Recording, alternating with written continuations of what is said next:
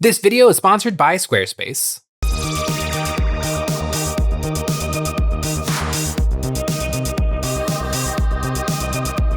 Hey guys, Jay here. Welcome to Miles of Memories Weekly, episode 272. Miles of Memories is a show about nothing that's filmed in front of a live studio audience. This is a show where I talk about painting, modeling, and wargaming experiences from the week. Now you might be thinking to yourself, Jay, you put out 3 videos a week. Could I possibly have more to say? Well, I do, and here goes.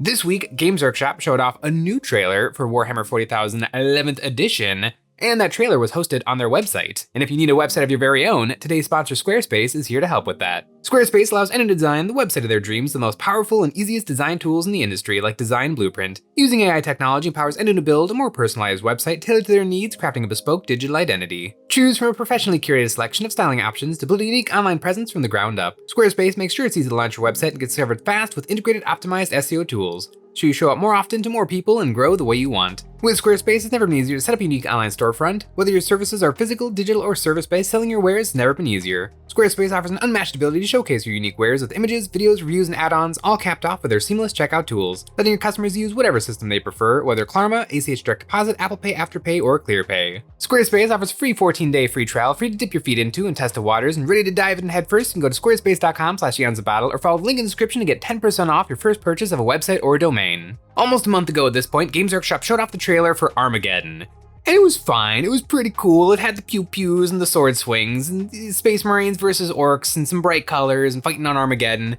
It was fine. It wasn't anything super crazy cool or interesting. It was kind of just a battle cinematic. Actually, kind of not even a battle cinematic. It was just a little bit of the red team fighting a little bit of the green team, showing off each of the things that are gonna be in the Armageddon box. But the new trailer is an actual trailer for the miniature war game Warhammer 40,000. It is grim, it is dark, it is the first page that has accompanied all editions of Warhammer 40,000. And that first page has done a ton of work for the setting. 40K is a really, really weird entity. It's like historically grimdark. It's like the creation of science fiction grimdark and the blending of like fantasy and science fiction together. But I would almost argue it's never quite lived up to that first page. And I think that's fine. Like it's it's a fun universe full of awesome, cool, exciting things. And in my opinion, it's kind of fine that it's not grimdark.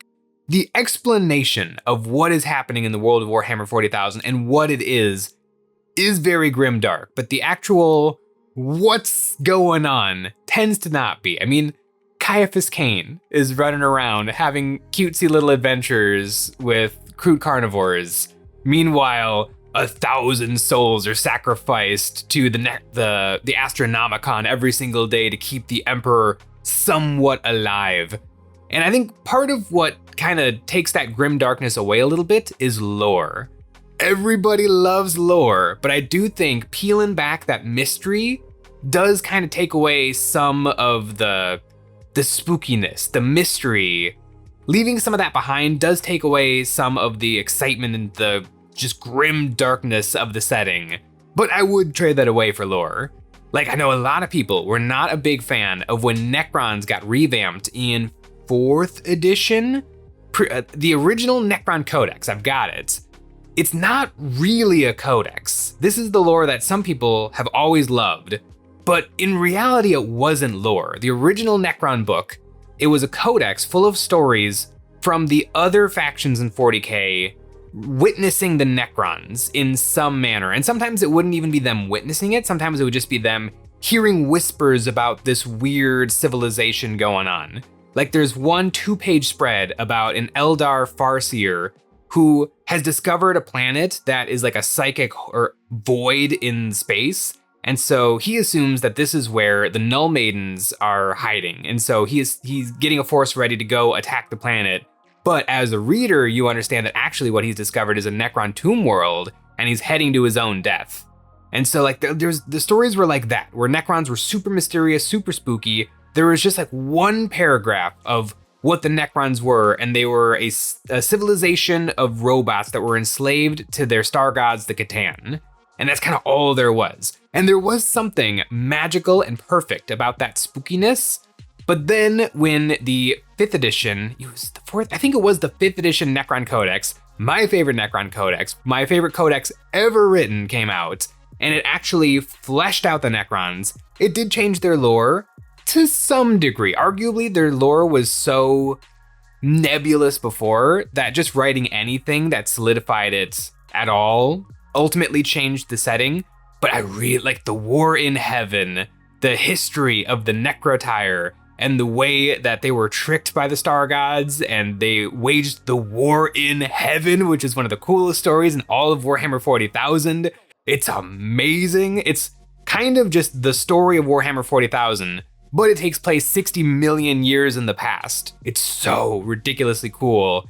And the Tomb Worlds and the Necron dynasties and the loss of their souls, like getting into the nitty gritty and the lore did make the Necrons really, really cool, but you do lose a little something, but I think that's fine.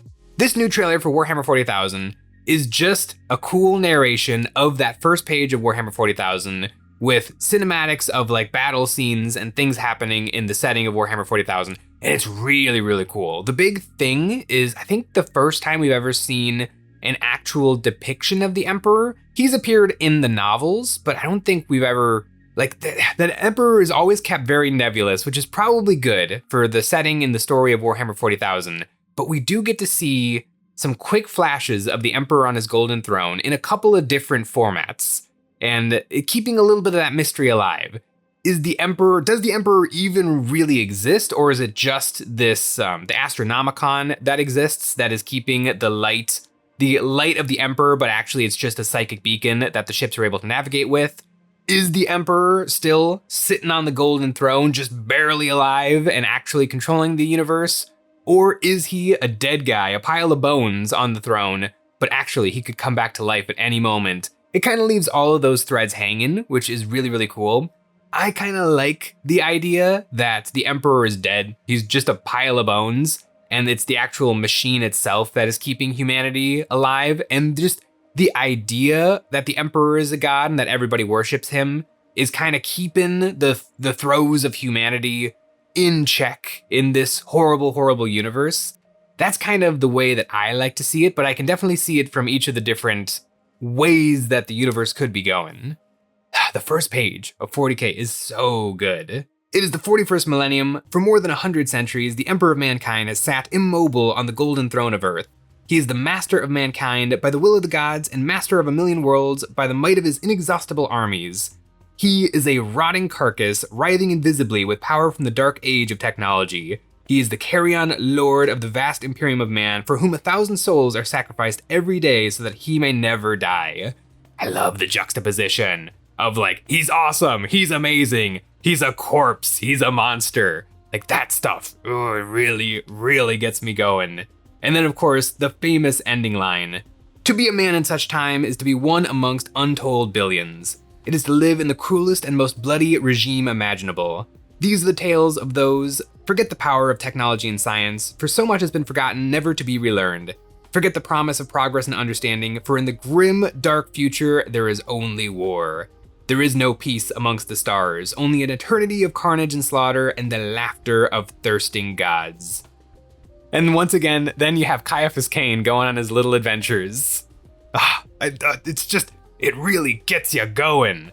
40K, like, I would say if you want a real example of Grimdark, it's probably Trench Crusade. Like Trench Crusade, you've got these horrible soldiers with like a little baby zip tied to his belt. Like that is actual grim dark. Everything about it is grim and dark. But 40K, I think starting from such a solid foundation of like a spooky, scary setting, but then kind of letting anything go in universe is kind of what makes it so cool. Like I've read so many 40K novels that are classic grimdark, battles and war, but then there's also like the Infinite and the Divine, which is a buddy cop comedy. Like all of these things can exist in the same world where you have Dark Eldar, who are ancient elves who have kind of let their souls wither to the point where only creating like slaughter and chaos can they feed the little embers of their soul and keep themselves immortal. Juxtaposed to that, you've got the orcs, who are just silly little goblins and orcs who are having the time of their lives fighting and trading teeth for snacks and guns. Like, the weird juxtaposition and the way all of this stuff flows together makes the universe feel so open, and I think it's like kind of what gives everybody so much permission to paint their models whatever color they want, or to glue on whatever bits they feel like. Like, it just kind of gives everybody complete permission and freedom to kind of do whatever you want. No matter what way you style your Space Marines or any 40k army, you're probably right. There is somewhere in the lore where your guys fit in properly. You know, the Eldar are an ancient race of elves, but then there's also a faction within that ride dinosaurs. Like, there's something magical about 40k, and I'm pretty sure it was an accident that it has evolved to be what it is today. But it's a happy accident. It's really, really great. And I do like that they've never quite gotten away from that first page, because once again, that is the Grimdark foundation. They needed all of the old classic 40k art that was pretty grim dark, with the pencil sketches and the crazy look of the characters. Like, you look at a miniature from 5th edition 40k and it's not that good, but then you look at the drawing of that miniature in your codex and there's all of these cablings and scarring and battle damage and harsh shadows, and your brain starts to put all of that cool awesomeness from the illustrations onto your derpy looking little plastic men, and it all just kind of feels right. It's a really, really cool thing. I really, really liked the new trailer for Warhammer 40,000 11th edition, and I'm really looking forward to the new edition of 40k, because just as the universe of Warhammer has evolved, the rules of Warhammer 40,000 have definitely evolved a lot. I remember playing 6th edition 40k back in high school and never quite getting the rules right, and reading the big brick of a rule book and, you know, skimming through it, getting the gist. Whenever we would come up to something like, how does a walker type unit get into close combat with a regular infantry squad? Like, what exactly rules trigger? There was always, the rules were written in such a way where lore and rules would kind of flow together to make it really, really hard to quickly pick out a rules question. There were pages upon pages upon pages of reference of how to actually use the rules and what things mean what things. Like, the game of 40k has actually been solidifying into a much more game-like system. I would say 8th edition was the big pivot, because 7th edition was an absolute mess. 7th edition fixed some of the problems of 6th edition, but it introduced a whole bunch more. I believe the 6th edition was the shortest edition of Warhammer 40,000 at only 2 years. And then I believe 7th edition lasted for 3 years, but it was a mess of a 3 years. And then 8th edition wiped the board clean, complete rewrite of the game 40k, and it dropped with indexes. Every rule for 40k was rewritten, and it actually worked really, really well. And then 9th edition made some major changes from 8th edition, cleaning up and fixing some things. And then 10th edition was another full reset. And it's looking like 11th edition is gonna be a cleanup edition, but a little bit more of an aggressive cleanup than some of the changes that we've seen in the past. 10th edition is an actual game. You can read the rules, there's a somewhat reasonable amount of rules. Everything kind of works, and it works well, but there's definitely some big changes in store for 11th edition, and I'm really intrigued to see what the game evolves into, because I think we're really getting down to 40k perfected. Some things have been left behind, like armor facing for vehicles and the blast template markers, but that's kind of fine. Like, you can also go back and play any of those old editions. All of the rules are online, and you can totally just use whatever miniatures and whatever rules you want. But 11th edition does seem like it's gonna be something special, something that works really, really well. And I would love to know, leave a comment below, like, how do you experience the game of 40k? Because back in high school, when I was just playing with my buddies, we would just do our best to get through a game, and that was fun enough. Even if everything was horribly imbalanced and none of the points values made any sense, and we were missing a whole bunch of rules, we were still having a ton of fun. But now that I'm playing 10th edition, and I'm playing so much 10th edition, And I'm so enfranchised in the game where I know every single rule, I know every detachment, I know every army ability, and I've played most of them. And so I really, really know what I'm doing. And so I'm playing kind of at a competitive level, or I'm playing just with full knowledge of what is going on. But I would love to know how other people experience the game. Like, are you playing a couple of games a year, and so you're just picking up whatever and playing it against whatever? Are you a somewhat like reoccurring player where you're playing most weeks or a couple times a month with a list that you've kind of tailored? Do you look online to see like tournament lists and looking at what they're doing and trying to bring some of that into your army list? Or is it just you bought the miniatures that you thought were cool, put them all into a pile, and then you put them on the board? I think there's a lot of different ways to play 40K, but I would argue that if you're not playing well, it's definitely gonna be an uphill battle. In 10th edition, I've definitely just put models on the board without any actual thought and been absolutely wiped. You do have to kind of get what's going. Like you need your objective holders, you need your trading pieces, you need your move blockers, you need your deep strikers. You need to have all of these bases covered. And interestingly, the game doesn't tell you about any of this stuff. The game just tells you, rule of 3, you can have 3 of any unit, or 6 if it's a battle line infantry. Other than that, go nuts. But you can't quite go nuts. You do have to play with some semblance of the reality of the game state and how things are gonna perform on the tabletop. And once you sort of, like there's written rules and then there's unwritten rules. And you do kind of have to get through learning the unwritten rules before I feel like you really, really are having a good game. But isn't that kind of true of any game that's tricky? Like I also play a lot of board games, like the real board games, like Root or Heat Pedal to the Metal, where they are complicated. And you do have to play a few games and get it before it starts to really feel fun and you've unlocked all of the little strategies and the synergies that you could be doing in the game. And that's really where the fun comes in, is like coming up with a little strategy and then enacting that strategy in real time against your opponent and seeing them do the exact same thing, where you see their army and you're like, I wonder what this is gonna do. And then you start to see it do those things and you start to get it, and you know, it is a battle simulation.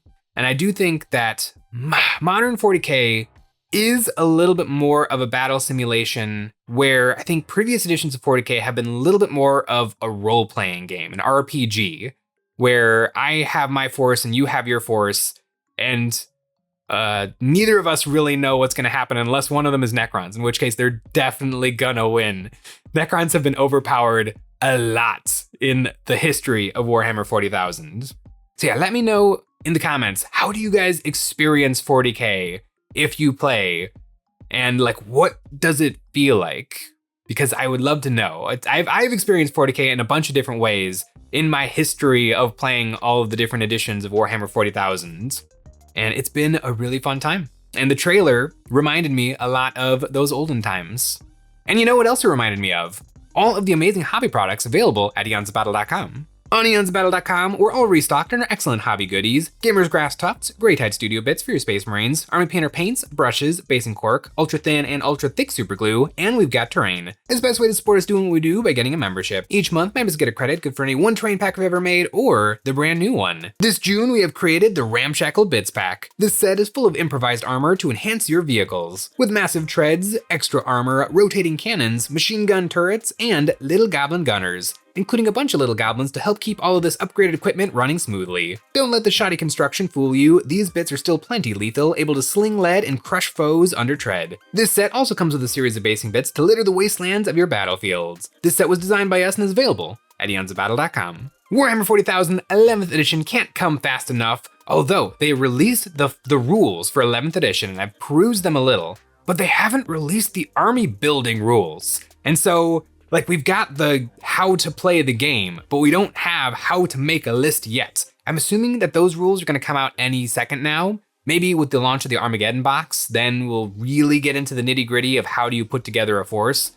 But like right this second, you still can't quite be playing 11th edition, but you can read the rules and the rules look fine. Thanks for watching.